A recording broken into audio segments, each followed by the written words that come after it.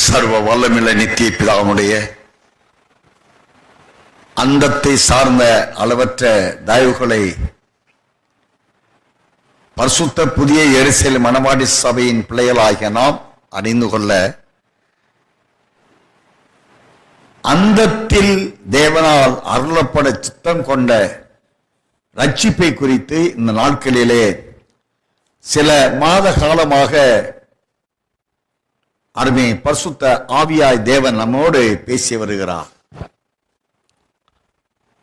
இந்த நாளிலும் கூட அதே மத்தேயு சுவிசேஷம் 24ஆம் அதிகாரம் 13-14 வசனங்களை வாசித்து தியானம் செய்து கர்த்தருடைய வருகைக்கு ஆயத்தமாக அன்பின் ஆவியாய் தேவன் நமக்கு இரக்கம் செய்வாராக. எடுத்து வாசிக்கலாம். மத்தேயு 24ஆம் அதிகாரம் 13-14 வசனங்கள். இருப்பவனே ரட்சிக்கப்படுவான். ராஜ்யத்தினுடைய இந்த சுவிசேஷம் பூலகம் எங்கும் உள்ள சகல சாதிகளுக்கும் சாட்சியாக பிரசங்கிக்கப்படும். அப்போது முடிவு வரும். அருமையான கர்த்தருடைய பிள்ளைகளே, 13ஆம் வசனத்தின்படி முடிவு பரியந்தம் நிலையில் நிற்பவனே ரட்சிக்கப்படுவான். ராஜ்யத்தின் ராஜ்யத்துடைய இந்த சுவிசேஷம் பூலோகம் எங்கும் உள்ள சகல ஜாதிகளுக்கும் சாட்சியாக பிரசங்கிக்கப்படும். அப்போது முடிவு வரும். இந்த 2 வசனங்களில் அழுத்தமாக அறிவித்துக் கொண்டிருக்கிற கர்த்தருடைய திட்டம் 13ஆம் வசனத்தின்படி முடிவு மறைந்தும் நினைத்து நிற்பவனே முடிவான காலத்தில் வெளிப்படும் ரட்சிப்புக்கு உரியவனாவான் என்று 13ஆம் வசனத்தில் வாசிக்கிறோம். 14வது வசனத்தில் ராஜ்யத்தினுடைய இந்த சுவிசேஷம் பூமியில சகல ஜாதிகளுக்கும் பிரசங்கம் அப்பொழுது முடிவு வரும். 13ஆம் வசனத்தின்படி அறிவிக்கப்பட்ட அந்த முடிவான காலத்தில் வெளிப்படும் ரட்சிப்பின் காலத்தை குறித்து நாம் வேதத்திலே மத்தேயு 24ஆம் அதிகாரம் 6 முதல் 12 வசனங்கள் முடியுள்ள வசனத்தை வாசிப்போம். யுத்தங்களின் செய்திகளையும் கேள்விப்படுவீர்கள். கலங்காதபடி எச்சரிக்கையாயிருங்கள். இவைகள் எல்லாம் சம்பவிக்க வேண்டியதே, ஆனாலும் முடிவு உடனே வராது. ஜனத்துக்கு விரோதமாய் ஜனமும் ராஜ்யத்துக்கு விரோதமாய் ராஜ்யமும் எழும்பும். பஞ்சங்களும் கொள்ளை நோய்களும் பூமி அதிர்ச்சிகளும் பல இடங்களில் உண்டாகும். இவைகளெல்லாம் வேதனைகளுக்கு ஆரம்பம். அப்பொழுது உங்களை உபத்திரவங்களுக்கு ஒப்பு கொடுத்து உங்களை கொலை செய்வார்கள். என் நாமத்தின் நிமித்தம் நீங்கள் சகல ஜனங்களாலும் பகைக்கப்படுவீர்கள். அப்பொழுது அநேகர் இடலர் அடைந்து ஒருவரை ஒருவர் காட்டிக் கொடுத்து ஒருவரை ஒருவர் பகைப்பார்கள். அநேக கள்ள தீர்க்கதரிசிகளும் எழும்பி அநேகரை வஞ்சிப்பார்கள். அக்கிரமம் மிகுதியாவதினால் அநேகருடைய அன்பு தணிந்து போகும். இப்படிப்பட்ட முடிவான காலம் நாம் 6 முதல் 12 வசனங்களுக்குட்பட்ட வேத பகுதியில் வெளிப்படுத்தப்படும் காலம் அந்தி கிறிஸ்துவின் 7 வருட ஆட்சி ஆரம்பமாவதற்கு முன்பான சற்று முன்பான காலம். இந்த காலத்தின் நிறைவு அந்தி கிறிஸ்துவின் ஆட்சியின் ஆரம்பம். அப்ப இந்த பாடுகளுக்கு சமாதானம் அற்ற இந்த காலத்திலே ஒருவரை ஒருவர் காட்டிக் கொடுக்கப்படும் இந்த காலத்திலே இந்த பாடுகளின் பாதையில் முடிவு பரைந்துமம் நிற்பவர்களுக்கு அந்தி கிறிஸ்துவின் முதல் 3 ஆண்டு காலத்தில் ஒரு பாடுகள் நிறைந்த அதைத்தான் உபத்திரவ காலம், உபத்திரம் நிறைந்த ஒரு காலம் வெளிப்படும். அந்த காலத்தில் வெளிப்பட இருக்கின்ற உபத்திரவங்களை எதிர்நின்று அவனை வீழ்த்துவதற்கு தேவனுடைய ரட்சிப்பு என்றால் பாதுகாப்பு அல்லது மீட்பு, விடுதலை. இந்த ரட்சிப்பு தேவனுடைய சமூகத்தில் முதல் 3.5 ஆண்டு கால உபத்திரவ காலத்தில்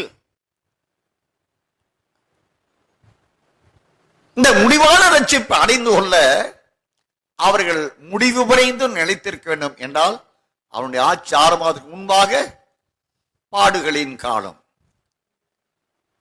6 முதல் 12 வசனங்கள். அவற்றில் பயிற்சி பெற்றவர்களை சந்திக்க அந்திக்கிறிஸ்துவின் முதல் 3 ஆண்டுகள் உபத்திரம் வருகிறது.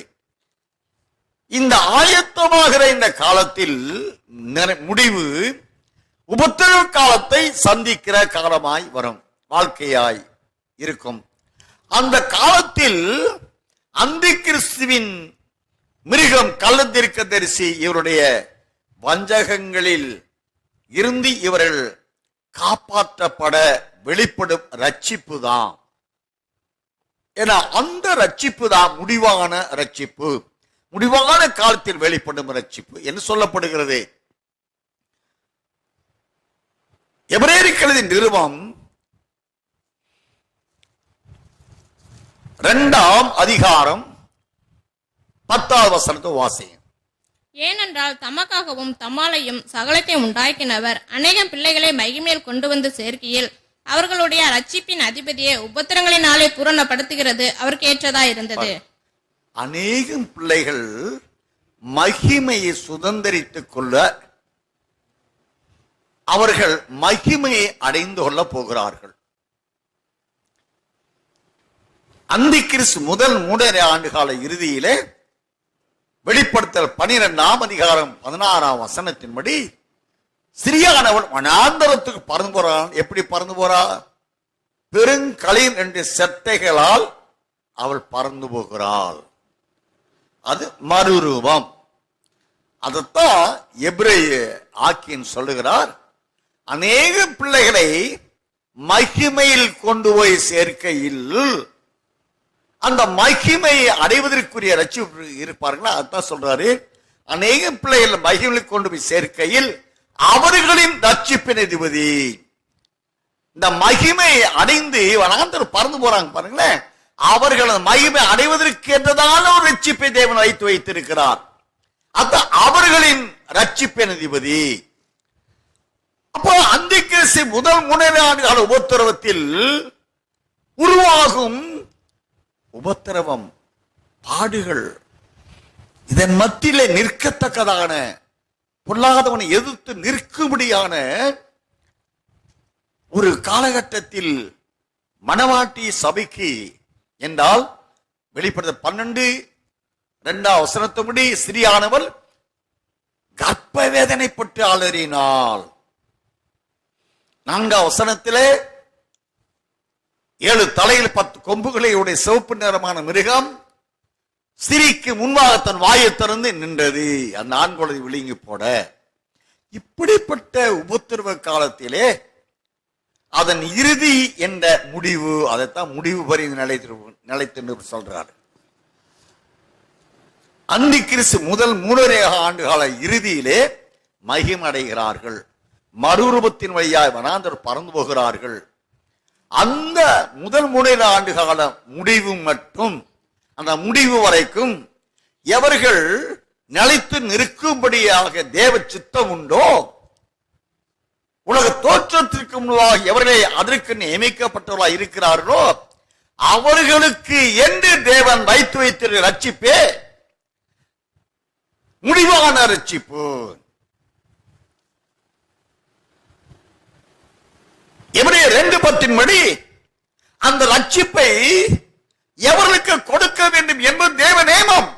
அதனால சொல்றாரு, அவர்களின் ரட்சிப்பின் அதிபதியை.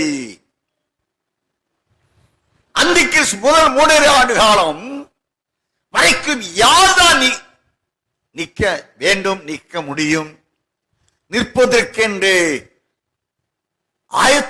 ஆயத்தப்பட அனுப்பப்பட்டு வந்தவர்கள் எவர்களோ அது தெளிவாக சொல்லுகிறார். எஸ்ஐயா 4ஆம் அதிகாரம் 4ஆம் வசனத்தின்படி அவர்கள் சீயோனி மீதியாயிருந்து எருசலேமில் தனித்திருக்க அவர்கள் அனுப்பப்பட்டு வந்து இந்த பரிசுத்த புதிய எருசலேமில் தனித்திருந்து அந்த மனவாட்டிக்கு எதிராக செயல்படுகிற அந்தி கிறிஸ்து உபத்திரவத்திலே அவன் நின்று அவனை தோற்கடிக்கும்படியான ஆவிக்குரிய உன்னத மைக்கிமின் மறு உருவத்தை அறிந்து கொள்ள அவனை ஜெயித்து இவர்கள் அணிந்து கொண்ட ரட்சிப்பு மகிமின் ரட்சிப்பாக மாற எவர்கள் பெயர் ஜீவ புஸ்தகத்தில் எழுதப்பட்டிருக்கிறதோ அவர்களே பரிசுத்தவான்கள். அருமையான கர்த்தருடைய பிள்ளைகளே, ஆக முடிவான ரட்சிப்பு என்றால் இந்த அனுகிரக காலத்தில் உண்டாகிற ரட்சிப்பு. அனுகிரக காலம் கிருபையின் காலம். தேவன் ரட்சிப்புக்கு என்ற ஒரு காலத்தை வைத்திருக்கிறார்.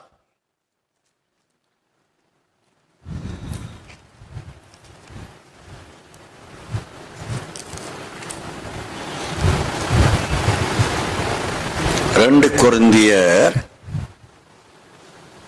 5ஆம் அதிகாரம். தயவு செய்து இந்த வசனங்களை குறிச்சுக்குங்க, தியானம் செய்யுங்க. ஏதோ பெரிய மீட்டிங்ல மகாநாடு இப்படி போன்ற இடங்கள்ல போயிட்டு ஆரவாரம் பண்ணிட்டு போறமா நினைக்காதீங்க. இது உங்கள் ஆத்மா சார்ந்த சத்தியம். உங்க ஆத்மா நித்தியத்தில் சென்றடைந்து நித்தியமாய் வாழ உங்களை தகுதிப்படுத்துற சத்தியம். 2 கொரிந்தியர் 5ஆம் அதிகாரம் 1-2 வசனங்களை வாசிங்க.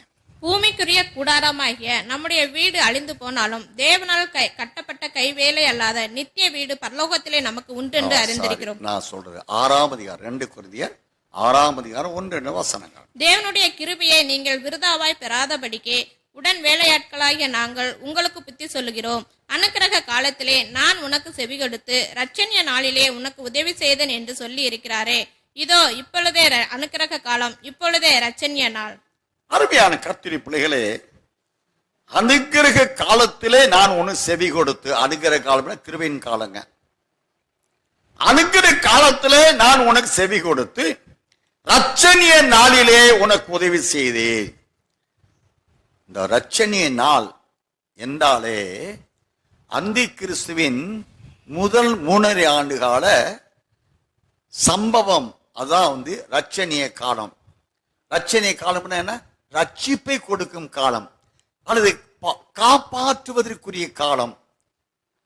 அதற்கு அந்த காலத்துக்கு என்னதான ஒரு ரட்சிப்பு, ஒரு பாதுகாப்பு, ஒரு மீட்பு என்ற நிலை. நீங்க வெளிப்படுத்தல் 12ஆம் அதிகாரம் 10ஆம் வசனம் வாசிங்க.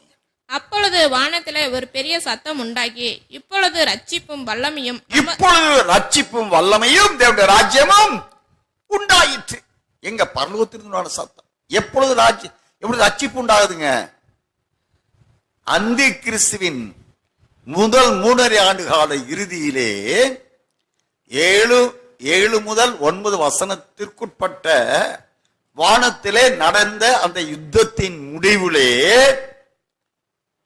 அவனை தோற்கடித்து அவன் இருந்த வாசஸ்தலம்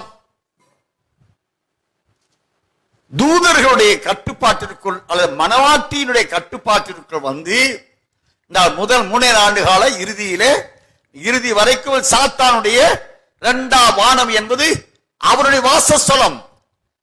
2 தெசலோனிக்கர் 2ஆம் அதிகாரத்தின்படி நடுவில் இருந்து அவன் தள்ளப்பட்டால் ஓடிய அந்த நாள் வராது. ரகசிய வருகை வராது.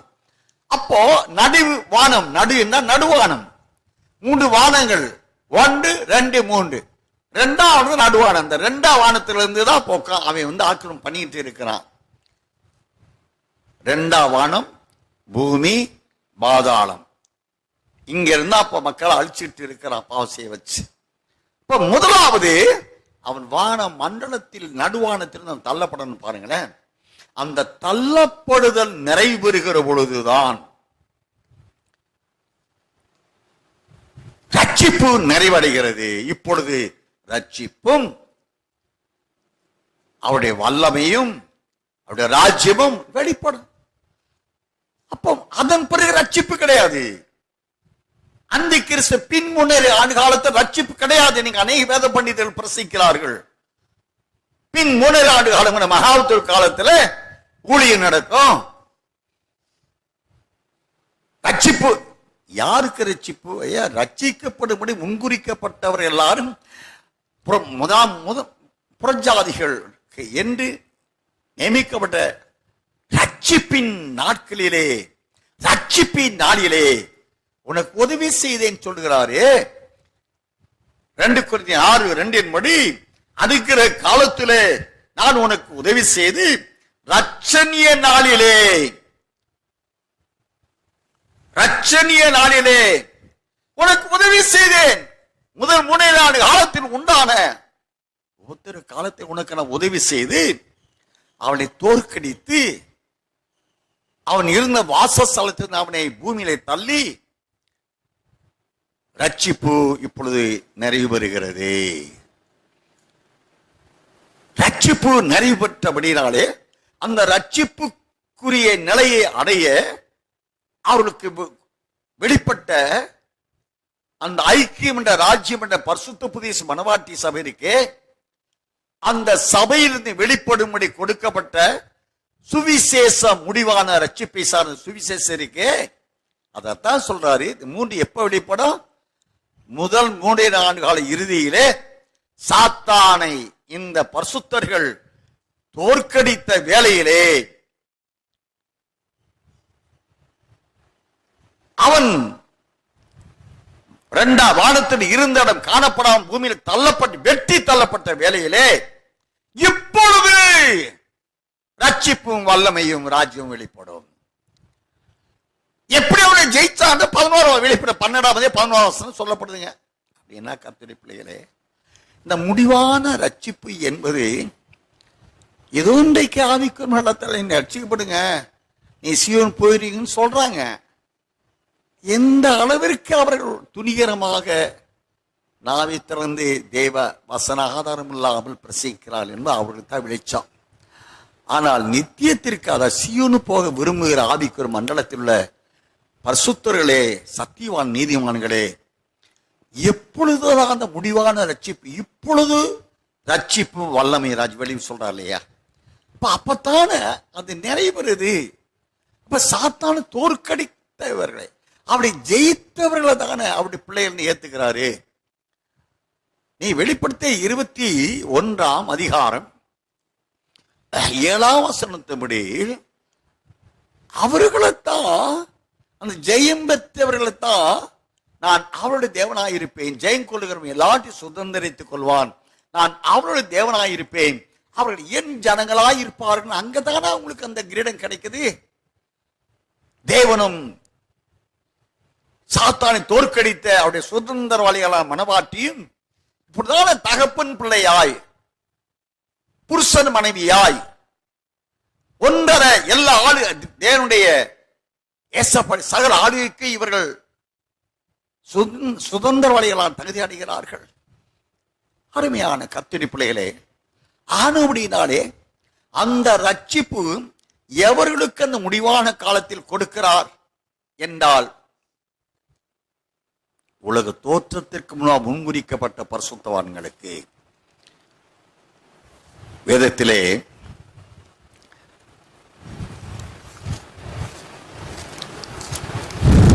எசேயா தீர்க்கதரிசி புஸ்தகம் எசேயா 62ஆம் அதிகாரம் 11ஆம் வசனம் வாசிங்க. நீங்கள் சீயோன் குமாரத்தியை 11-12 2 வசனம் வாசிங்க. நீங்கள் சீயோன் குமாரத்தியை நோக்கி, இதோ உன் ரட்சிப்பு வருகிறது, இதோ அவர் அருளும் பலன் அவரோடும் அவர் செய்யும் பிரதிபலன் அவர் முன்பாகவும் வருகிறது என்று சொல்லுங்கள் என்று கர்த்தர் பூமியின் கடையாந்தரம் வரைக்கும் கூறுகிறார். அவர்களை பரிசுத்த ஜனம் என்றும் கர்த்தரால் மீட்கப்பட்டவர்கள் என்றும் சொல்லுவார்கள். நீ தேடிக் கொள்ளப்பட்டது என்றும் கைவிடப்படாத நகரம் என்று பெயர் பெறுவார். அருமையான கர்த்தருடைய பிள்ளை, நீங்கள் சீயோன் குமாரத்தியை நோக்கி, எருசலேம் குமாரத்தி அல்ல, சீயோன் குமாரத்தி என்ற நிலை வேறு, எருசலேம் குமாரத்தி என்ற நிலை வேறு. எருசலேம் குமாரத்திகள் என்ற கன்னிகைகள், சீயோன் குமாரத்திகள் என்றால் புத்தியுள்ள 5 கன்னிகைகள். நீங்கள் சீயோன் குமாரத்தியை நோக்கி இதோ உன் ரட்சிப்பு வருகிறது. யாருங்க? சாத்தானை ஜெயித்த அந்த புத்தி உள்ளவர்கள், அவர்களுக்குத்தான் கல்யாணம் என்ற நியதியே புத்தி உள்ளவர்களுக்கு கதவு திறக்கப்பட்டு கல்யாண வீட்டுக்குள் பிரவேசித்தார்கள். மற்ற 25:10 வாசிக்கிறோம். வெளிப்படுத்தல் 3ஆம் அதிகாரம் 20ஆம் வசனத்தில் 20-21 வாசிக்கிறோம். நான் கதவை தட்டுகிறேன், ஒருவன் என் சத்தத்திற்கு செவி கொடுத்து கதவை திறந்தால் நான் உள்ளே பிரவேசித்து நானும் அவனும் போஜனம் பண்ணுவேன். அடுத்த சொல்றாரு, நான் ஜெயங்கொண்டு என் பிதான் சிங்காசனத்தில் உட்கார்ந்தது போல ஜெயங்கொள்ளுகிறவனை எவனோ அவனும் என்னோடு கூட சிங்காசனம் அமர ஆரம்பம் செய்வேன்னு சொல்றாரு. அப்ப 20ஆம் வசனத்துல தட்டுகிறார், கதவை தட்டுகிறார். கதவை திறந்து அவரோடு கூட கல்யாணத்தில் பங்கு பெற்றவர்கள் எவர்களோ அந்த கல்யாணத்தில் பங்கு வர்றவங்களுக்கு என்னென்ன கிடைக்கும்? கனம், புகழ்ச்சி, மகிமை. நீங்க வீட்டில் இருக்கிற போது அல்லது ஷாப்பிங் போறது, ஜாப்புக்கு போகிறதுக்கு ஒரு ட்ரெஸ் வச்சிருப்பீங்க. கல்யாணத்துக்கு போகணும்னாலே ஒரு வேற ட்ரெஸ் வச்சிருப்பீங்க. அப்ப கல்யாண வஸ்திரம் தரிக்காத இவன் எப்படிங்க வந்தா? அந்த கல்யாண வஸ்திரம் யாரால கொடுக்கப்படுங்க? பொதுவாகவே யூதருடைய நியமம். ராஜா அந்த கல்யாணத்தில் விருந்தாளிகளாய் எவர்கள் எல்லாம் பங்கு பெற வேண்டும் என்ற அழைப்பு சீட்டு எவர்களுக்கெல்லாம் ராஜா கொடுக்கிறாரோ தம் தூதர்கள் மூலமாய், அந்த அழைப்பின் சீட்டை பெற்றுக் கொண்டவர்கள் அணிந்து கொள்ளும்படி அவருக்கு பிரத்யேக அவசரத்தை ராஜா வைத்து பிரிப்பேர் பண்ணி வச்சிருப்பார். அந்த கல்யாண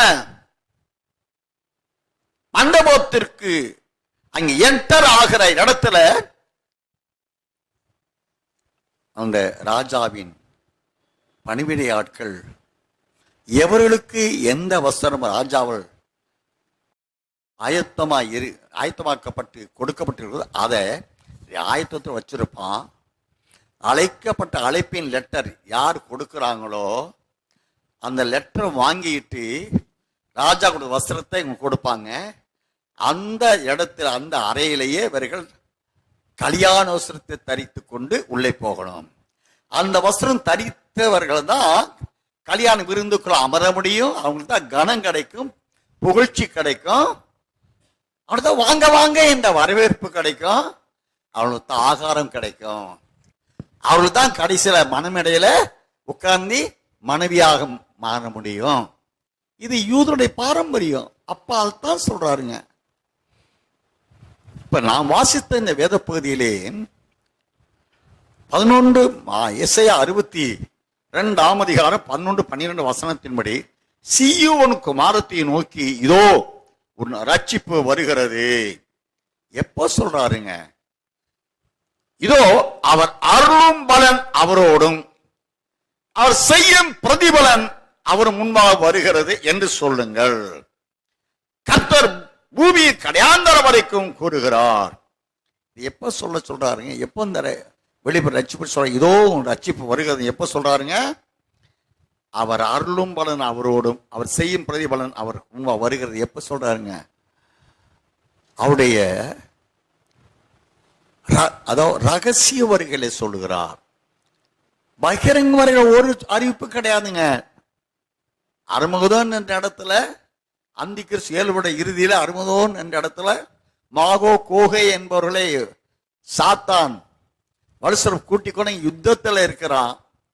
அவனை 2ஆம் வானத்திலிருந்து ஆண்டவர் அவரோடு இருக்கிற மணவாட்டி அவர்கள் அவரோடு 2ஆம் வானத்தில் இருந்து ஏசப்பா தன் வாயின் சுவாச அக்கினினால் அவர்கள் அழிக்கிறார். இங்க உள்ள அறிவிப்புலாம் இதோ நான் சீக்கிரம் வருகிறேன்னு சொல்றதுலாம் இதோ நீங்க வெளிப்படுறது 22ஆம் அதிகாரம் 12ஆம் வசனத்துல சொல்லுகிற வாசியா, இதோ சீக்கிரமாய் வருகிறேன், அவனவனுடைய கிரியைகளின்படி அவனவனுக்கு நான் அளிக்கும் பலன் என்னோட கூட வருகிறது. அவனவனுடைய கிரியைகளுக்கு தக்கதாக பலன் அவனவனுக்கு கொடுக்க நான் வர்றேன். அது எப்போனா ரகசிய வருகை. ரகசிய வருகையில மணவாட்டிக்கு என்ன என்ன அவ என்ன கிரியை செய்தா? சாத்தான தோற்கடித்து அக்கினிய மிருகத்தை கலதி போட்டா. அதனால அவள் புத்தியுள்ள முடிவான ரட்சிப்புக்குரியவ. அவளுக்கு என்று கிரீடம், ஜெயம் கொள்ளுகிறவன் எவனோ அவனுக்கு ஜீவன் எடுத்து அறிவிப்பேன்னு சொல்றார் இல்லையா? அவளுக்கு மாத்திரம் ஜீவ கிரீடம். கிரீடம் அணிந்த அவளை மட்டும்தான் தன்னோடு ரகசிய வரையை முதற்கொண்டு வெள்ளை சிங்காசன நியாயத்தீர்ப்பு வரைக்கும் தன்னோடு வைத்து அது என்ன நடக்கும்? 1000 வருட அரசாட்சி. அதுலயும் மணவாட்டி இயேசோடு இருக்கிறார். சாத்தானுடைய கொஞ்ச காலாட்சி, அதுலயும் இயேசோடு மணவாட்டி இருக்கிறார். பகிரவரா அக்கினி, அதுல உங்களுக்கு நியாயத்தீர்ப்பு, எல்லாற்றிலும் மணவாட்டி அவரோடு மணவாளனோடு இருக்கிறார். வெள்ளை சிங்காசன நியாயத்தீர்ப்பு முடிந்த நிலையில் ஆண்டவரே மற்ற 25ஆம் அதிகாரம் 34ஆம் வசனத்தில் வாசிக்கிறபடி, வாருங்கள் பிதாவினால் ஆசீர்வதிக்கப்பட்டவர்களே என்று சொல்லி வலதுபுறத்தில் இருந்த செம்மறியாடான பரிசுத்தர்களை, மணவாட்டியானவளை அழைத்து சென்று இவரே கிரீடம் அணிந்திருக்கிறபடினாலே, இவள் கிரீடம் அணிந்திருக்கிறபடியால் இவளை அவருடைய சிங்காசனத்தில் அமர்த்தி வைக்கிறார். அப்போ இப்போ பழைய பாட்டு பரிசுத்தவான்களுக்கு அவங்க எல்லாரும் முதலாவது உயிர்த்தில் பங்கடைகிறவங்க. அவங்க செய்த கிரியைக்குரிய பலன் முதலாவது பங்கடைஞ்சபடினாலே அவங்களும் ஏசப்பாவோடு ஆளுகையில 1000 வருட அரசாட்சி பங்கு பெற்று முடிவிலே ஆண்டவர் இந்த மணவாட்டி அழைத்து செல்லும் பொழுது இந்த பழைய பாட்டு கால பரிசுத்தவான்களை பரலோகத்தில் இவளை அமர்த்தி வைக்கிறார். இதெல்லாம் நாளுக்கு தியானம் செய்திருக்கிறோம் சத்தியத்தின்படி. அதைத்தான் சொல்றாரு. நாம் வாசித்த எஸ்ஏ 62:11 இதோ சியன் குமார்த்திக்கு இதோ உன் ரட்சிப்பு வருகிறது. அப்போ இந்த ரட்சிப்பு எப்ப வெளிப்பட்டு ரட்சிப்பா இருக்கு? அது வரைக்கும் அந்த ரட்சிப்பை வைத்திருந்தார். அந்த ரட்சிப்பை அணுகிற காலம் என்ற கிருபையின் காலத்தில் உள்ளவங்களுக்கு தரலங்க. அந்த கிருபையின் காலத்தில் தரக்கூடிய ரட்சிப்பு இருக்கு பாருங்களேன். அந்த ரட்சிப்பின் நிமித்தமாய் அந்த ரட்சிப்புக்குரியவர்கள் மரிக்கிற ரத்த சாட்சிய மரிக்கிற அவர்கள் அனைவரும் இளைப்பாறும் ஸ்தலத்துக்கு செல்லுகிறார்கள். ஆபிரகாம், ஈசாக்கு, யாக்கோபு போன்ற லாசரு போன்ற பரிசுத்தவான்கள் இளைப்பாறி கொண்டு இருக்கிறார்களே. வெளிப்படுத்தின விசேஷம் 13ஆம் அதிகாரம் 14ஆம் வசனத்தின்படி, இது முதல் கர்த்தருக்குள் மரிக்கிற பாக்கியவான்கள், அவள் தங்கள் பிரயாசம் விட்டு ஒளிந்து இளைப்பாரி கொண்டிருக்கிறார். அந்த லிஸ்டுக்குரியவங்க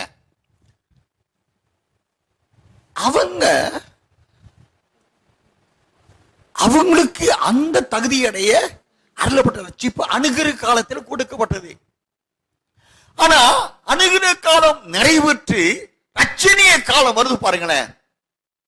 அந்த முடிவான ரட்சிப்புக்குரிய ரட்சணிய காலம், தேவனுடைய உதவி செய்யக்கூடிய காலம், அந்த காலத்துக்குரிய சீயோனு குமாரத்தியானவளுக்கு அவளுக்கு அருளும் பலன் ஆட்டுக்குட்டியான மனைவியாகிவிடக்கூடிய பலன். எசையா 51ஆம் அதிகாரம் 6ஆம் வசன வாசிங்களே. 51 எசையா 51 6ஆம் வசனம். உங்கள் கண்களை வானத்துக்கு ஏறிடுங்கள், கீழே இருக்கிற பூமியையும் நோக்கி பாருங்கள். வானம் புகையை போல் ஒளிந்து போம், பூமி வஸ்திரத்தை போல் பழசாய்ப்போம், அதன் குடிகளும் அப்படியே ஒளிந்து போவார்கள். என் ரட்சிப்போ என்றென்றைக்கும் இருக்கும். உங்கள் கண்களை வானத்துக்கு ஏறிடுங்கள், கீழே இருக்கிற பூமியையும் நோக்கி பாருங்கள். வானம் புகையை போல் ஒளிந்து போம், பூமி வஸ்திரத்தை போல் பழசாய்ப்போம், அதன் குடிகளும் அப்படியே ஒளிந்து போவார்கள். இது எப்ப நடக்கும்? ஆண்டவருடைய இரண்டாம் வருகை அல்லது பகிரங்க வருகை அல்லது ஆண்டு வரும்போது வானம் 2 பேதுரு 3ஆம் அதிகாரம் 10 முதல் 12 வசனம் முடிய வாசிக்கிற பொழுது வானங்கள் மடமடவென்று விலகி போம், பூமியும் அதன் கிரியில் வெந்து உருகி போம். இப்படி இவையெல்லாம் அழிந்து ஒளிந்து போவதாய் இருக்கிறபடியால் நீங்கள் எப்படிப்பட்ட பரிசுத்த நடக்கையும் தேவபக்தி உள்ளவர்களாய் இருக்க வேண்டும் என்று அங்கு அறிவிக்கப்படுகிறது.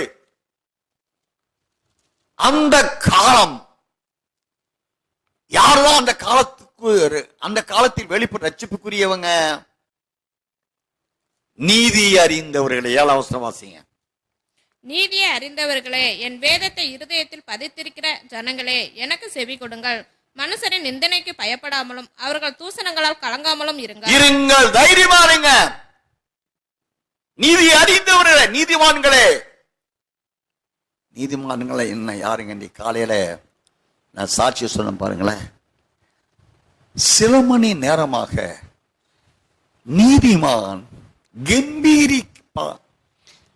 நீதிமான் கூடாரத்தில் கம்பீர சத்தம் உண்டாது.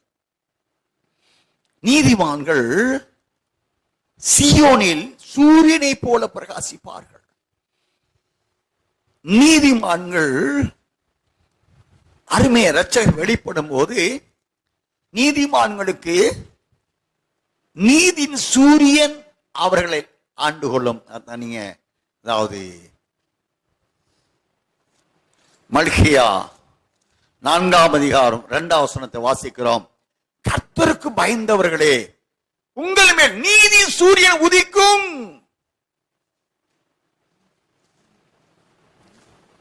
வெளிப்படுது 2ஆம் அதிகாரம் 28, 29 வசனம் வாசிக்கிறோம். ஜெயம் கொள்ளுகிறவர்கள் எவர்கள்? அவர்கள் மேல் அவர்களுக்கு அருணோதயம். அந்த வாசிங்க. விடிவெளி நட்சத்திரத்தையும் அவனுக்கு கொடுப்பேன். அவர்களுக்கு விடிவெளி நட்சத்திரத்தை கொடுப்பேன். மத்தேயு 13ஆம் அதிகாரம் 43ஆம் வசனத்தை வாசிங்க. அப்பொழுது நீதிமான்கள் தங்கள் பிதாவின் ராஜ்யத்திலே சூரியனை போல பிரகாசிப்பார்கள். பாருங்க, பிதாவின் ராஜ்யத்தில் சூரியனை போல பிரகாசிப்பார்கள். அதனாலதான் இந்த நீதிமான்கள் என்றாலே புத்தி உள்ளவர்களைத்தான் நீதிமான் சொல்லுகிறார். அவர்களுக்குத்தான் சூரியனை அணிந்து கொண்டிருக்கும் ரட்சிப்பை கொடுக்கிறார். கர்த்தருக்கு பயந்த அவர்களை பார்த்து சொல்லுகிறார், என் வேதத்தை நீதி அறிந்தவர்களே, என் வேதத்தை இருதயத்தில் பதித்திருக்கிற ஜனங்களே, எனக்கு செவி கொடுங்க. ஏண்டா உபத்திர காலம், எனக்கு செவி கொடுங்க. மனுஷரின் நிந்தைக்கு பயப்படாமலும். உங்களை நிந்திப்பாங்க. மத்திய 24ஆம் அதிகாரம் 6 முதல் 12 முடிய வசனம் வாசித்தோம் பாருங்களேன். அநேக நாமத்தின் நிமித்தம் உங்களை பகைப்பார், நிந்திப்பார்கள், ஒருவரை ஒரு காட்டி கொடுப்பார்கள். அந்த நிந்தைக்கு பயப்படாமலும் அவர் தூசணைகளை கலங்காமலும் இருங்கள். அந்த நாட்களில் வெளிப்படும் ரட்சிப்பு தான் இந்த 6ஆம் வசனம் ஏசாயா 51:6 பூமி வஸ்திரத்தை போல் பழசாய் போவாது, கொடிகளும் அப்படி ஒளிந்து போவார்கள். என் ரட்சிப்போ என்றென்றைக்கும் இருக்கும், என் நீதி அற்று போவதில்லை. ரட்சிப்போம் நீதி. நீதியை உடையவர்கள் தான் இந்த முடிவான காலத்துக்குரிய ரட்சிக்கப்படுகிறவர்கள். நீதி என்றால் நீ பாருங்களேன், வேதத்திலே தம்முடைய குமாரனுடைய சாயலுக்கு ஒப்பாய் இருப்பதற்கு தேவன் எவர்களை முன் அறிந்தாரோ, தேவன் எவர்களை முன் அறிந்தாரோ அவர்களை அழைத்திருக்கிறார். எவர்களை அழைத்தாரோ அவர்களை நீதிமான்கள் ஆக்கியிருக்கிறார். ரோமர் 8:29 வாசி. தம்முடைய குமாரர் அநேக சகோதரர்களே முதற் பேரானவராய் இருக்கும் பொருட்டு தேவன் எவர்களை முன்னறிந்தாரோ அவர்களை தமது குமாரனுடைய சாயலுக்கு ஒப்பாய் இருப்பதற்கு முன்குறித்திருக்கிறார். எவர்களை முன்குறித்தாரோ அவர்களை அழைத்தும் இருக்கிறார். எவர்களை அழைத்தாரோ அவர்களை நீதிமான்களும் ஆக்கியிருக்கிறார். எவர்களை நீதிமான்கள் ஆக்கினாரோ அவர்களை மகிமைப்படுத்தியும் இருக்கிறார். அருமையான கர்த்தருடைய பிள்ளைகளே, முடிவான நிலை, ஒரு அழைப்புக்குரியவங்க அவனுக்கு மகிமை அந்த மருவம் அடையறதுக்கு முன்னாடியான ஸ்டேஜ் எதுன்னு தெரியுங்களா? அவங்க நீதிமான்களான ஸ்டேஜில் வாழும் வரைக்கும் ஆண்டவர் அவர்களை பரிசுத்தப்படுத்துகிறார், அழைக்கிறார். எவரை முன்குறித்தாரோ அவர்களை அழைத்தும் இருக்கிறார், எவரை அழைத்தாரோ அவர்களை நீதிமான்களாக்கியும் இருக்கிறார். எவர்களை நீதிமான்களாக்கினாரோ பாருங்க, அடுத்த ஸ்டேஜ் அவர் மறுவப்படுத்துகிறார். அதனாலதான் நீ வெளிப்படுத்துற 19ஆம் அதிகாரம் 7-8 வசனம் வாசித்தா, ஆட்டுக்குட்டியோட கல்யாணம் வந்தது. அவருடைய மனைவி தன்னை ஆயத்தம் பண்ணினால் சுத்தமும் பிரகாசமுமான மெல்லி வஸ்திரம் தரித்துக் கொள்ளக்கூடிய அவளுக்கு கொடுக்கப்பட்டது. அது பரிசுத்தவான்களுடைய நீதிகளே. இவர்களை பூமியில இவர்களை வழிநடத்துகிற, இவர்களை வளர்க்கிற காலத்திலேயே இவர்களை மறும் அடையத்துக்கு முன்பாக தேவன் இவர்களை நீதிமான்களான தகுதியை அடைய, நீதிமான்கள் என்றால் நீ எசேக்கியேல் வாசித்திருக்கிற எசேக்கியேல் 18ஆம் அதிகாரம் 11ஆம் வசனத்தில் அவருடைய கட்டளை கற்பனைகளை முடிவு பரிந்தும் கை கொள்கிறவனே நீதிமான், அவன் பிழைக்கவே பிழைப்பான். வாசிங்க. என் கட்டளைகளின்படி நடந்து என் நியாயங்களை கை கொண்டு உண்மையா இருப்பான் ஆகில் அவனே நீதிமான். அவன் தான் நீதிமான். அவன் பிழைக்கவே பிழைப்பான். அவன் சாவு கிடையாது, அவன் மரணம் கிடையாது. அப்போ இதே அருமையப்பா என்ன சொல்றாங்க யோவான் சுவிசேஷத்துல, என் சத்தத்துக்கு நீங்க செவி கொடுக்கிறபடினால் நீங்கள் என் மந்தையின் ஆடுகளாக இருக்கிறீர்கள், உங்களுக்கு நித்திய ஜீவனை தருவேன். உங்களை என் பிதா தன் உள்ளங்கையில் வரைந்து வைத்திருக்கிறார். அவர் ஒருவரா அவரை கெட்டு போவதில்லை. அந்த வசனத்து வாசிக்கல, யோவான் 10:20 வாசிங்க. என் ஆடுகள் என் சத்தத்திற்கு செவி கொடுக்கிறது, நான் அவைகள் அறிந்திருக்கிறேன், அவைகள் எனக்கு பின் சொல்கிறது, நான் அவைகளுக்கு நித்திய ஜீவனை கொடுக்கிறேன், அவைகள் ஒரு காலம் கெட்டு போவதில்லை. அவங்களுக்கு அவங்க தான் நித்திய ஜீவனுங்க.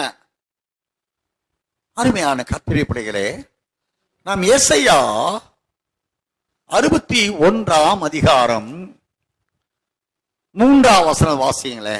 சீயோனிலே துயரப்பட்டவர்களை சீர்படுத்தவும், அவர்களுக்கு சாம்பலுக்கு பதிலாக சிங்காரத்தையும், துயரத்துக்கு பதிலாக ஆனந்த தைலத்தையும், ஒடுங்கின ஆவிக்கு பதிலாக துதியின் உடையவும் கொடுக்கவும் அவர் என்னை அனுப்பினார். அவர்கள் கர்த்தர் தம்முடைய மகிமைக்கென்று நாட்டின நீதியின் விருட்சங்கள் எனப்படுவார்கள். ஹல்லேலூயா. சீயோனில் துயரப்பட்டவர்களை சீர்படுத்தவும், அவர்களுக்கு சாம்பலுக்கு பதிலாக சிங்காரத்தை, துயரத்துக்கு பதிலாக ஆனந்த தைலத்தை, ஒடுங்கின ஆவிக்கு பதிலாக துதியின் உடையும் கொடுக்கவும் அவர் என்னை அனுப்பினார்.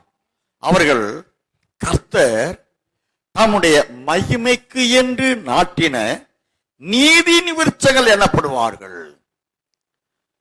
மணவாட்டியானவளுக்கு மணவாளனே ஆட்டுக்குட்டியான வஸ்திரத்தை, அது சுத்தம் பிரகாசமான மெல்லி வஸ்திரம், அது பரிசுத்தவான்களுடைய நீதிகளே. அப்ப ஏன் நீதியானவர்களாய் நீதிமான்களை ஏன் ஆண்டவர் நீதிமான்கள் என்ற நிலையில் ஆண்டவர் அவர்களை ஆயத்தப்படுத்தி அடுத்த ஸ்டேஜ் மகிமை மறுரூபம், அடுத்தாற்போல அவர்கள் தன்னோடு வாழுவதற்கு என்று எடுத்துக்கொள்ளப்பட்ட நிலை, அவர்கள் ரட்சிப்பின் அதிபதியாகிய அநேக பிள்ளைகள் மகிமையில் சேர்க்கும்படி அவர்களின் ரட்சிப்பின் அதிபதியை என்று வாசித்தோம். இவர்களை தமது மகிமைக்கென்று நாட்டின நீதியின் விருட்சங்கள் எனப்படுவார்கள் என்று ஏசாயா 61:3 வாசித்தோம். அதே அதிகாரத்தில் 10ஆம் வசனம் வாசித்தா அங்கே நீதியின் ரட்சிப்பின் வஸ்திரத்தை எனக்கு உடுத்தி நீதியின் சால்வையை எனக்கு தரித்தார். இப்போ நீதி என்றாலே தேவன் அவருடைய கட்டளை கற்பனைகளை நீங்க வெளிப்படுத்தல் 22ஆம் அதிகாரம் 7ஆம் வசனம் வாசித்தா இந்த தீர்க்க தரிசன வசனத்தை அவருடைய கட்டளை கற்பனைகளை கை கொள்ளுகிறவன் பாக்கியவான் சொல்றார். வாசியம் தயவு செய்து. இதோ சீக்கிரமாய் வருகிறேன், இந்த புஸ்தகத்தில் உள்ள தீர்க்க தரிசன வசனங்களை கை கொள்ளுகிறவன் பாக்கியவான் என்றார். கடைசியில வெளிப்பட 22ஆம் அதிகாரத்துல மகாராஜா சொல்றாங்க, ஹல்லேலூயா ஹல்லேலூயா.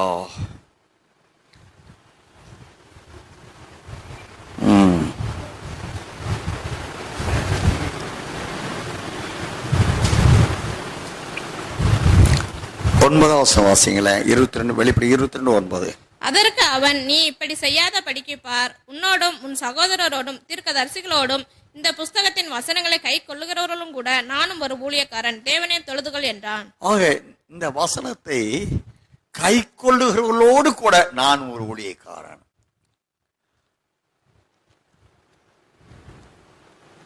வாசிங்கள, இந்த புஸ்தகத்தில் உள்ள தீர்க்க தரிசன வசனங்களை கேட்கிற யாவருக்கும் நான் சாட்சியாக எச்சரிக்கிறதாவது, ஒருவன் இவைகளோட எதையாகிலும் கூட்டினால் இந்த புஸ்தகத்தில் எழுதியிருக்கிற வாதைகளை தேவன் அவன் மேல் கூட்டுவார். ஒருவன் இந்த தீர்க்க தரிசன புஸ்தகத்தின் வசனங்களிலிருந்து எதையாகிலும் எடுத்து போட்டால் ஜீவ புஸ்தகத்தில் இருந்தும் பரிசுத்த நகரத்தில் இருந்தும் இந்த புஸ்தகத்தில் எழுதப்பட்டவைகளில் இருந்தும் அவனுடைய பங்கை தேவன் எடுத்து போடுவார். அருமையான கர்த்தருடைய பிள்ளைகளே, இப்படியாக நீதிமான்கள் என்ற நிலையை நம் அடைய அவருடைய கட்டளை கற்பனைகளை அப்படின்னா அவருடைய வசனத்தின்படியான ஜீவிதம் செய்யணும். அவருடைய சத்திய வசனத்தை கை எசையா 26ஆம் அதிகாரம் 2ஆம் வாசிங்கள, சத்தியத்தை கை கொண்டு வருகிற நீதியுள்ள ஜாதி உள்ளே பிரவேசிப்பதற்காக வாசிங்க. சத்தியத்தை கை கொண்டு வருகிற நீதியுள்ள ஜாதி உள்ளே பிரவேசிப்பதற்காக யாரெல்லாம் சத்தியத்தை கை கொண்ட வாழ்க்கை வாழ்றாங்களோ அவங்கதான் நீதிமான்கள்.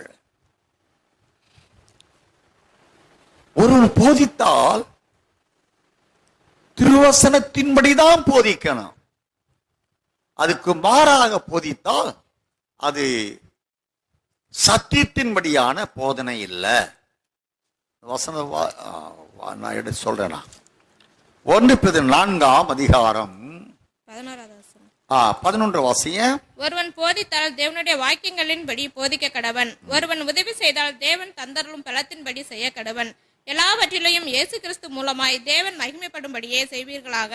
அவருக்கே மகிமையும் வல்லமையும் சதா காலங்களிலும் உண்டாயிருப்பதாக. ஆமேன். அருமையான கர்த்தருடைய பிள்ளை, ஒருவன் போதித்தால் தேவனுடைய வாக்கியங்களின்படி போதிக்க கடவன். நீ பார்க்கணும், இந்த ஆவிக்குரிய மண்டலத்துல பிரசங்கங்களை நாம கேட்கிறோம்.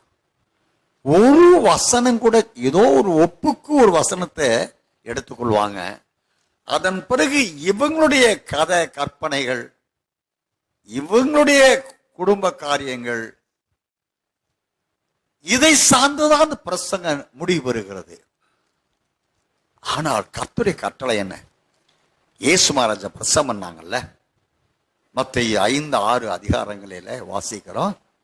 ஏசப்பா அவருடைய பிரசங்கம் ஒளிமலையில பிரசங்கத்தில் எல்லாமே பழைய ஏற்பாட்டில் மோசேக்கு கொடுத்த நியாய பிரமாணத்தை சார்ந்த தீர்க்க தரிசனங்கள் தான்.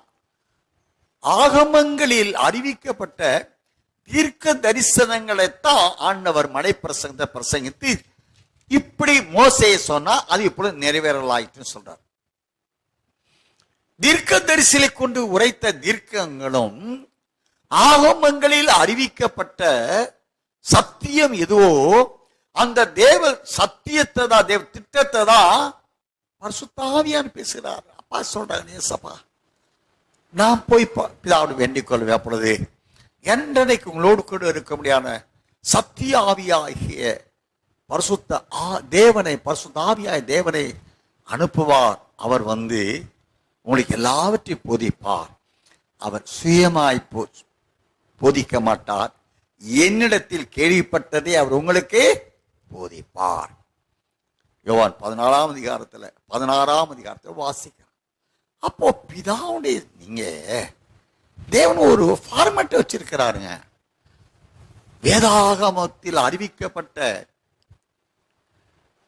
1187 தீர்க்க தரிசனங்களுமே பழைய ஏற்பாட்டில் உரைக்கப்பட்டது. அவை நிறைவேறும் காலம்தான் கிருபையின் காலம். அப்ப கிருபையின் காலத்தின் இறுதியிலங்க நிறைவேற போற எழுதா வார்த்தை சார்ந்த அந்த தீர்க்க தரிசனம். ஏன்னா எஸ்ஐயா 46:10 அந்தத்தில் நடப்ப வேலை ஆதி முதல் அறிவிக்கிறேன்னு அறிவிச்சிட்டார். இன்னும் செய்யப்படாத வேலை என்ன எஸ்ஐயா அறிவிச்சவரு யோவான்ட்ட சொல்றார். திவ்யவாச யோவான்ட்ட இனி சம்பவிக்க வேண்டிய எழுதுன்னு சொல்றார். அந்த திட்டத்தை ஒரு ஃபார்மேட்டை பாருங்க. வெளிப்படுத்த 1:1 வாசிங்களேன். பிதா குமாரன் இயேசுவுக்கு ஒப்புவித்ததும் இயேசுவாகிய தந்தையை அவருடைய தூதனாகிய காபிரியலுக்கு ஒப்புவித்ததும் காபிரியேல் திவ்யவாச யோவானுக்கு ஒப்புவித்ததுமாகிய தீர்க்கதரிசன வாசிய சீக்கிரத்தில் சம்பவிக்க வேண்டியவைகளை தம்முடைய ஊழியக்காரருக்கு காண்பிக்கும் பொருட்டு தேவன் இயேசு கிறிஸ்துக்கு ஒப்புவித்ததும் இவர் தம்முடைய தூதனை அனுப்பி தம்முடைய ஊழியக்காரனாகிய யோவானுக்கு வெளிப்படுத்தினதுமான விசேஷம். பாருங்க, கிராஜுவலியா பிதாகிட்ட இருந்தது குமாரனுக்கு ஒப்படைக்கப்படுது. ஏன் பிதாவே காபிரியட் சொல்லலாம்ல? பிதாவே திவ்யவாச சிங்காசனத்துக்கு முன்பாகத்தானே திவ்யவாச யோவான் கிடக்கிறாரு. அப்படியே சொல்லாமே, எழுத அப்படின்னு சொல்லாமே. ஏன் குமாரன் சொல்லி குமாரன் காபிரியல் சொல்லி காபிரியல் ஏன் யோவான் சொல்லணும்? ஒரு ஃபார்மேட். அப்ப அந்தத்தில் நடப்பிக்க தீர்மானிக்கப்பட்ட சகல தேவ திட்டம், சித்தம், தீர்மானம் அனைத்தும் யாருக்கு கடைசியில் வெளியேறமாக்குகிறார்? இந்த ரட்சணிய நாளில் வெளிப்பட திட்டமிட்ட அந்த ரட்சிப்பை தேவனாய கர்த்தர் அவருடைய பரிசுத்த ஆவியானவர் அவருடைய தீர்க்கதரிசிகளில் இருந்து அவர் வெளிப்படுத்துகிறார். தன்னுடைய அப்போஸ்தலரில் இருந்து அதை வெளிப்படுத்துகிறார். என்றா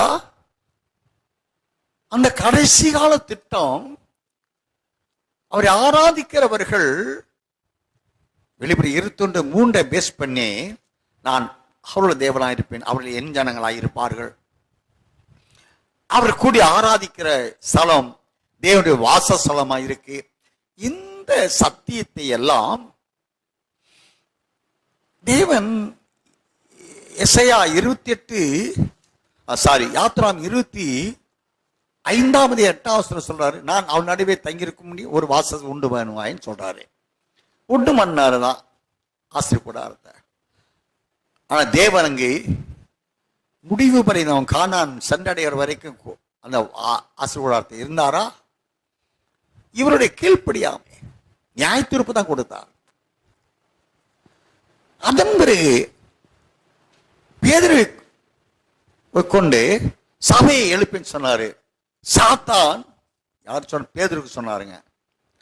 மத்திய 16:18 இந்த களிமண சபையை கட்டுவேன், பாதாளம் மேற்கொள்ள மாட்டாது. பேரை கொண்டு எழுப்பின ஆதி திருச்சபையை சாத்தான மேற்கொண்டதா? ஜெயிச்சதா? இல்லை. அதன் பிறகு கிருபையின் காலத்தை அதை அணுகிற காலத்துல எந்த சபை மறுமடைய முடியலையே. இவன் ஒரு அப்போஸ்தலனாய் பவுல் தான் சொல்றாரு 2 கொரிந்தியர் 12:1 14 வருஷத்துக்கு முன்பாக ஒரு பரிசுத்தவானை அறிவேன். அவன் 3ஆம் எடுத்துக்கொள்ளப்பட்டார். அவர் மனுஷர் பேசப்படக்கூடாத பாஷை பேச கேட்டான். அவன் பரதேசி எடுத்துக்கொள்ளப்பட்டான். நான் அப்போஸ்தலன் சொல்லுகிறான். அப்படி என்றால் அணுகிற காலத்திலே சாத்தானை தோற்கடித்து அவனை சாம்பலாக்கின என்றார். பாதாளமே மேற்கொள்ள மாட்டாது. அப்படின்னா பாதாளத்தை ஜெயிக்கணும். பாதாள அறிவு சாத்தன் ஜெயிக்கணும். அதான் சபையெழுப்பு நோக்கம். முடிஞ்சதா? இல்லையே. ஆனா அதற்கென்ற தீர்மானம் தேவன் எவர்களை கொண்டு அந்த வேலையை செய்து முடிக்க தீர்மானித்தாரோ. ஆனா அவர் சொன்னதை மாறாதது. எரேமியா 50:51 அதிகாரம் வாசுதற்கு பாபிலோனை அழிப்பதே தேவனுடைய சித்தமாயிருக்கு. அவருடைய சாம்பலாக்குவதே தேவனுடைய சித்தமா இருக்கு. இசைக்கியாவை கொண்டு சொல்லுகிறார் 28:14 28:18 உன்னை சாம்பலாக்கு பற்றிய அக்னி உன்னை எழும்ப, இப்படி எல்லாம் சொல்லுகிறார் ஆண்டவர். முடிவான காலத்திற்கென்று தேவன் வைத்திருக்கிறார் என்றால் அதை ஆவிக்குரிய மண்டலத்துக்கு அறிவிக்கும்படி தேவன் எவர்களை முன் அறிவித்து இருக்கிறாரோ, அறிந்தபடி அழைத்து அறிவிக்க சித்தம் கொள்கிறாரோ அவர்கள் வசனத்தை கொண்டுதான் அந்த அந்தத்தில் நடப்பிக்கப்பட போகிற தேவ சித்தத்தை வசனத்தை கொண்டுதான் அறிவிக்கணும். வெளிப்படுத்தி சிஸ்த திவ்யவாசன் யோவான் எழுதுகிறார் என்றால் அப்பா காண்பித்ததை அல்லது காபிரியல் தூதன் காண்பித்ததை தான் எழுதி வச்சிருக்கிறார் வெளிப்படுத்தி விசேஷத்துல. அவர் சொந்தமா ஒண்ணு எழுதல. அப்போ 9:4 ஒரு போதித்தால் திருவசனத்தை கொண்டு போதிக்க. அதுபோல சபையில் உள்ள கர்த்தருடைய பிள்ளைகள் பரிசுத்தமான ஊழியர்கள் ஒருவோடு நீ பேசுறீங்கன்னா வசனத்தை கொண்டுதான் நீ பேசணும். சொந்த கதை, ஊர் கதை, உள்ள கதையெல்லாம் பேசக்கூடாது. உங்களுடைய வாயை திறந்தால் ஊழியர்கள் உங்கள் வாயை திறந்தால் பிரசங்கிக்கிறதா இருந்தாலும் சரி, ஆலோசனை கொடுக்கிறதா இருந்தாலும் சரி, ஆத்துமகளை சந்திக்கிறதாலும் சரி, வாயை திறந்தால் கர்த்தருடைய வசனம் தான் வெளிப்படணும். அதே போல விசுவாசிகள், நான் உங்களுக்குள் இருக்கிற பரிசுத்த ஆவியானவர், நீங்க வசனத்துக்கு மாறாக உலகத்தை சார்ந்து உங்களுடைய சொந்த வாழ்க்கை சார்ந்து நீங்க போதித்தீங்க, அது பரிசுத்த ஆவியான போதனை இல்லை. அப்படின்னா அசுத்தாவியின் போதனை தான். ஏன்னா அவன் எப்பொழுதும் உலகத்தை தான் காண்பிப்பான். அருமையான கர்த்தருடைய பிள்ளைகளே, ஆனபடியினாலே நாம் ஏசாயா 51:6 வாசித்தபடி இந்த முடிவான காலத்தில் வெளிப்படும் அந்த ரட்சிப்புக்கு உரிய அந்த பரிசுத்த புதிய எருசலேம் மனவாட்டின் சபையினருக்கு என்று வைத்து கொடுக்கப்பட்ட அந்த ரட்சிப்பு எப்படி வெளிப்படும்? அந்தி கிறிஸ்து நாட்களிலே வெளிப்படும். அதன் பிறகு பகிரங்க வருகை, அதுவும் அந்த அந்தி கிறிஸ்துனுடைய ஆட்சியின் இறுதியிலே மறுமடைய அந்த ரட்சிப்பு அவர்களை பலப்படுத்துகிறது. பகிரங்க வருகையிலே தேவனோடு 1 தெசலோனிக்கேயர் 4:17 இது முதற்கொண்டு என்றைக்கு கர்த்தருடனே கூட இருப்போம். ஆகையால் இந்த வார்த்தைகள் ஒருவரே தேற்றங்கள் ஆக அந்த முடிவான ரட்சிப்புக்குரிய கர்த்தருடைய பிள்ளைகள் பரிசுத்தவான்கள் என்றைக்கும் நிலைத்து நிற்கிற நித்திய ஜீவனுக்கு என்று அவர்கள் தகுதிப்படுத்த ரட்சிப்பு. அப்படி என்றால் அந்த ரட்சிப்பை அடைந்து கொள்ளும் காலம் அந்தி கிறிஸ்துவின் முதல் 3 ஆண்டு காலத்திற்கு முன்பாக ஆயத்தப்படுகிற காலமாகவும், அந்த அணுகிற காலத்தில் கிடைக்கப்பட்ட அந்த ரட்சிப்பை அடைந்து ரட்சணிய நாள் என்ற அந்தி கிறிஸ்து முதல் 3 ஆண்டு காலத்திலே தேவனோடு சேர்ந்து சாத்தானை தோற்கடித்து அவனை ஜெயிக்கிற வேளையில் அவர்கள் கொடுத்த ரட்சிப்பு அவர்கள் நிறைவு பெறுகிறது. நிறைவு பெற்ற அந்த பரிசுத்த ஆசாரிய ராஜரீக கூட்டம் என்றைக்கும் நித்தியத்தில் அவரோடு வாழ அந்த ரட்சிப்பு அவர்களை தகுதிப்படுத்துகிறது. ஆனபடியால் அநேக வசனங்கள் உண்டு, சாமியை கடந்து போயிற்று. அதனால சத்தத்தை கேட்கிற ஆவிக்குரிய மண்டலமே, முடிவான ரட்சிப்பு என்றால் ஏதோ என்று அல்ல. நீங்கள் நித்தியத்தில் நேசரோடு சிங்காசனத்தில் அமர்ந்த அவருடைய ஆளுகை, நாமம், மகிமை, சாயல், ஜீவன், ஆன்மா, அவருடைய எலும்பு தசைக்கு தசை அத்துணைக்கும் அத்துணையானவர்களாய் பிதா அவர் சாயலில் ஆதாம் எவ்வளவு உண்டாக்கினார். இப்போ தோட்டத்து அடைந்து பகல் குளிச்சான வேலை மூவர் உலாவும் போது 3 பேரையும் பார்த்தாங்க, ஒரே சாயல் தாங்க, கண்டுபிடிக்க முடியாது. இயேசு மகாராஜா ரூடிசே ரட்சிப்பை கொடுக்க வந்தார் பாருங்களேன்.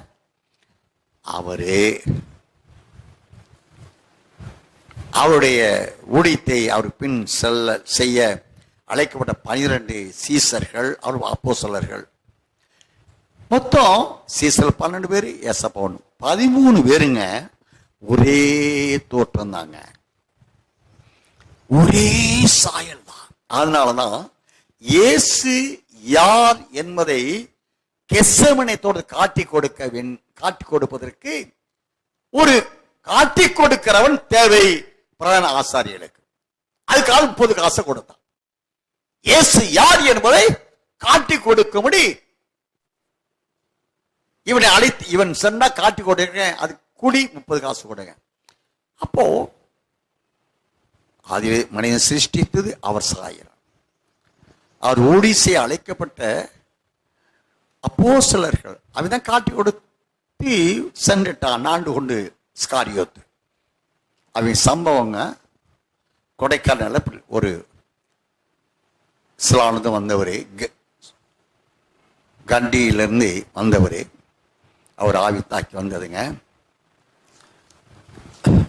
அவர் விடுதலை ஆகிறதுக்காக வந்தார். ஏற்கனவே சொன்ன ஞாபகம் எனக்கு இருக்குங்க. அவர் சொன்ன வார்த்தை, நீ யார்? அவள் நான் அடிமை கேட்ட காரணம், அவன் கடுமையான முரட்டாட்டமான ஆள். ஆக்சுவலா சரீரத்தில் முரட்டாட்டமான ஆளுங்க. அவன் என்ன சொன்னா, நான் புதையல்ல இருந்தேன், நான் உழுகும் போது உள்ளுக்க புதையல் கலப்பில் தட்டிச்சு அதை எடுக்கிறதுக்காக நான் பலி செலுத்தினேன், அந்த ஆவி என்னை தாக்கிருச்சு. அந்த சாத்தா சொல்றான், இவன் ஏன் ஆளு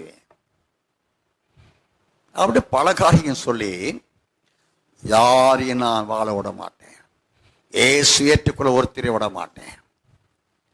அதன் வருங்க ஒரு பாஸ்டர், அவர் பேரு யுவா சாமுவேல், அவருக்கு இதே ஆவிங்க. அந்த ஆவி அவருடைய மனைவி என் கூட ஒர்க் பண்ணவங்க, ரூபி டீச்சர்.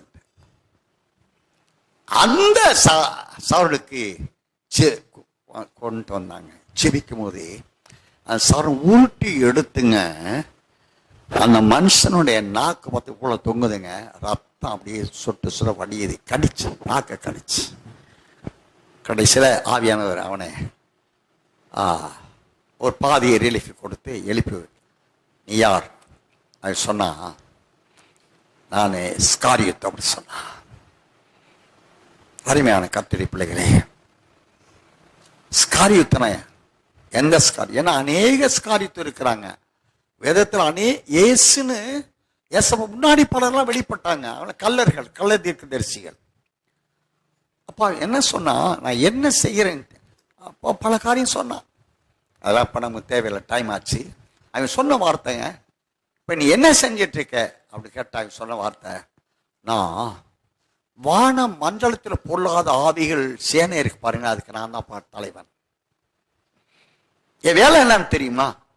நைட்டு 12 மணிக்கு யாரெல்லாம் செபிக்கிறாங்க இயேசு நோக்கி, அவர்களை தடுப்பது, அவர்களுக்கு உறக்கத்தை போடுறது, அவளுக்கு கள்ள சொப்பனத்தை போடுறது, இப்படி அடுக்கிட்டே போறாங்க அவனு வேலைய. சொல்லிட்டு கடைசியில அடியான்னு கேட்டேன், சரி இவ்வளவுலாம் ஏசப்பாவுக்கு விரோதமா, ஏசப்பா பிள்ளைகளுக்கு நீ விரோதமாக செய்து கொண்டிருக்க சொல்றியே, அவர் உனக்கு என்ன தீமை செய்தார்? அவர் உனக்கு என்ன தீமை செய்தார்? அது சொல்றாங்க. விட அவன் நெஞ்சல் கை வச்சுட்டு, என் இயேசு அன்புள்ளவர், என் இயேசு அன்புள்ளவர், என் இயேசு என்னை காட்டி கொடுக்கல, அவர் தப்பிச்சுக்குவாரே. நமக்கு ஊழியத்துக்கு பணம் 30 வெள்ளிக்காசு கிடைச்சுன்னு தான் காட்டி கொடுத்தேன். ஆனா அவன் சொன்ன வார்த்தை ஃபைனல் வேர்டுங்க, கேபாவை ஆண்டவர் மன்னிச்சாரு, என்னை அவர் மன்னிக்கல. நானும் கேபா ஒன்னாத்தான், கேபான யாருங்க? பேதுரு. நானும் கேபா ஒன்னாத்தாவை நின்று மன்னிப்பு கேட்டோம்.